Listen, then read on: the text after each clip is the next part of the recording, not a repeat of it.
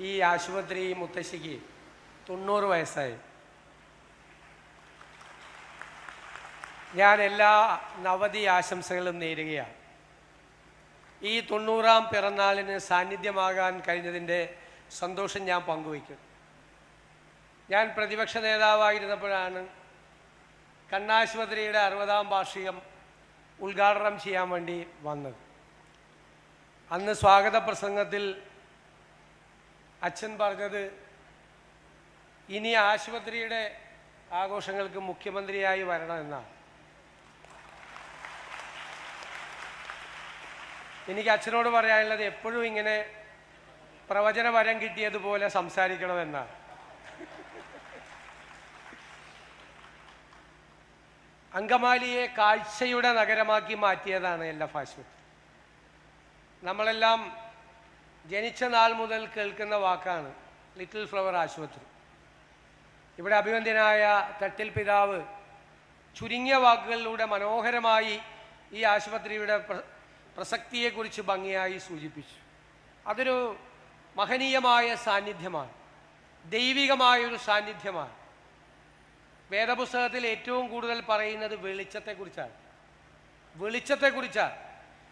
ആ വെളിച്ചത്തിലേക്ക് മനുഷ്യനെ നയിക്കാൻ കഴിയുക എന്ന് പറയുന്നത് അതൊരു ഡിവൈനായിട്ടുള്ള, ദൈവികമായിട്ടുള്ളൊരു നിയോഗമാണ്. വെളിച്ചം വരുന്നതിനെ കുറിച്ചാണ് ഉൽപ്പത്തി പുസ്തകത്തിൽ തൊട്ട് പറയുന്നത്. അല്ലെ, എല്ലാ ഇരുള് മൂടിക്കിടക്കുന്ന സ്ഥലത്തേക്ക് വെളിച്ചം വരുന്നതിനെ കുറിച്ചാണ്. ആ വെളിച്ചത്തിലേക്കാണ് ഈ കണ്ണാശുപത്രി 10,000-കണക്കിന് ആളുകളെ നയിച്ചത് എന്നതാണ് ഇതിൻ്റെ ഏറ്റവും വലിയ പ്രസക്തി. നമ്മുടെ ഈ നാടിൻ്റെ പ്രശ്നങ്ങളെല്ലാം മനസ്സിലാക്കിക്കൊണ്ടുള്ള ആ വലിയ ഒരു സാന്നിധ്യമായി നിന്നു. ഞാൻ ഈ ആശുപത്രിയുടെ 90 വർഷക്കാലത്ത് ഇതിന് നേതൃത്വം കൊടുത്ത എല്ലാവരെയും ഞാൻ ഈ അവസരത്തിൽ പ്രത്യേകമായി അനുസ്മരിക്കുന്നു. അവർക്ക് ഓരോരുത്തർക്കും അതിൽ ചെറുതും വലുതുമായ പങ്ക് ഈ സ്ഥിതിയിലേക്ക് ഈ ആശുപത്രിയെ എത്തിച്ചതിനുണ്ട്. ഇന്നിപ്പോൾ അക്കാഡമിക് രംഗത്തും ആശുപത്രി ശ്രദ്ധേയമായ സംഭാവനകൾ ചെയ്യുന്നു. ആയിരക്കണക്കിന് ആളുകൾക്ക്, വിദ്യാർത്ഥികൾക്ക് തൊഴിൽ കിട്ടാൻ വേണ്ടിയിട്ടുള്ള അവസരം ഈ ആശുപത്രി ഇന്ന് സൃഷ്ടിച്ചെടുക്കുകയാണ്. ആയിരക്കണക്കിന് ആളുകളാണ് ഇവിടെ നിന്ന് പഠിച്ചു പോയി ഈ രാജ്യത്തിനകത്തും ലോകത്തിൻ്റെ വിവിധ ഭാഗങ്ങളിലും തൊഴിലെടുക്കുന്നത്. അതും വലിയ കോൺട്രിബ്യൂഷനാണ്, വലിയ ഒരു സംഭാവനയാണ്. മാത്രമല്ല, അതിനിടയിൽ പാമ്പ് കടിക്കുള്ള ചികിത്സയുടെ കാര്യത്തിലും ഈ ആശുപത്രി മുന്നോട്ട് പോയി. ഞങ്ങളെല്ലാം MLA-മാരായിരിക്കുമ്പോൾ പെട്ടെന്ന് പറയും പാമ്പ് കടിച്ചു. അപ്പം ഞാൻ പെട്ടെന്ന് ചോദിക്കും, എങ്ങോട്ടാ കൊണ്ടുപോയത്?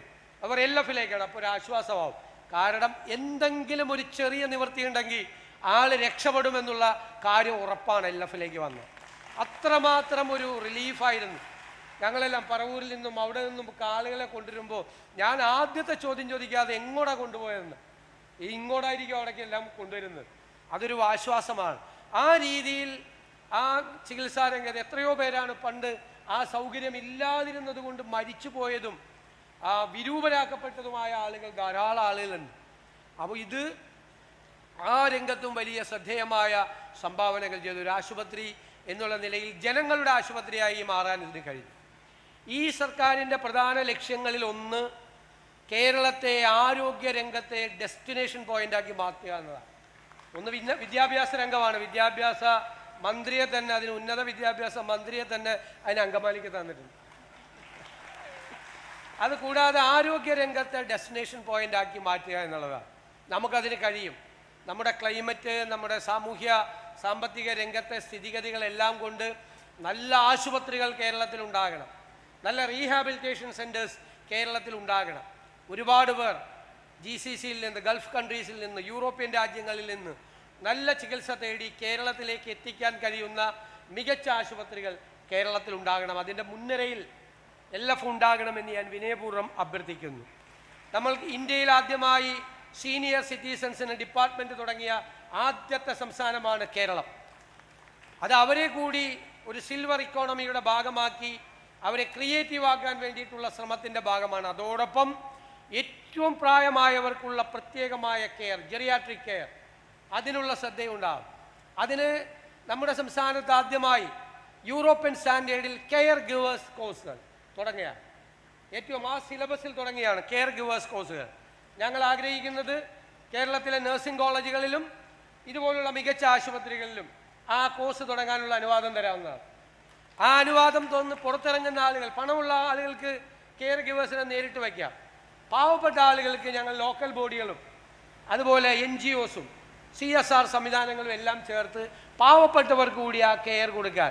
നിങ്ങൾ രാവിലെ ഭക്ഷണം കഴിച്ചോ, മരുന്ന് കഴിച്ചോ, കുളിച്ചോ, റെഡിയായോ, ഡ്രസ്സ് മാറ്റിയോ എന്നെല്ലാം അന്വേഷിക്കാൻ, പ്രായമാവുമ്പോൾ ആരും ഒറ്റപ്പെടില്ല എന്ന് ഉറപ്പുവരുത്താൻ വേണ്ടിയിട്ടുള്ള ഈ രാജ്യത്തെ ഏറ്റവും വലിയൊരു ശ്രമത്തിൻ്റെ തുടക്കമാക്കി നമുക്ക് തന്നെ മാറ്റണം. അതിനും നിങ്ങളുടെ എല്ലാവരുടെയും സഹായം വേണം എന്ന് ഞാൻ അഭ്യർത്ഥിക്കുന്നു.